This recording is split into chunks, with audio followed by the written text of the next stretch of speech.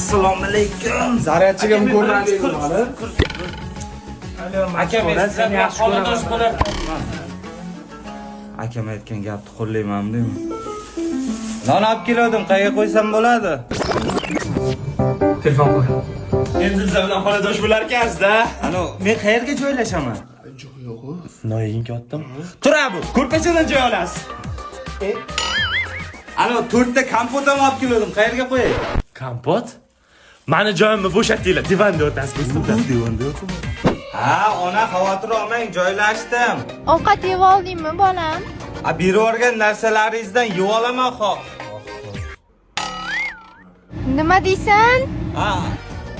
Do'konga chiqaman, do'kondan narsa olib yeyman deyman. Onaning ko'ngli dalada. Biratishga tur.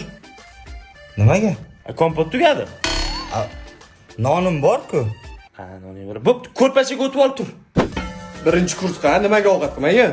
O'zi yaqinda kelib joylashdi. Hali birinchi kurs. Biz ham birinchi kurs bo'lganmiz. Namuncha qiynaysan bolani? Aka, kirlaringizni yuvib qo'ydim. Voy, mana biz. Tur endi ovqat qil.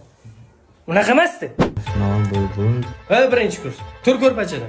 Nimaga? Noning tugadi. Pulim bor-ku. Ha, puling bormi? Bo'lsa gilamda yot. Ukam, o'qish kerak. O'qigan odam xor bo'lmaydi. Mana Toshkentga kelib maza qilib yuribman, ko'rib turibsan. O'qi ukam. Nimaga kechqurun ishlaysiz? Ertalab uyalaman jinni. Turayman joyimda. Pulim tugadim. Ha, tugadi. Aya, meni yaxshi sharoitlarda yashashim xohlaysizmi? Xohlayman, bolam. Bo'lmasa 4 ta kompot berib yuboring.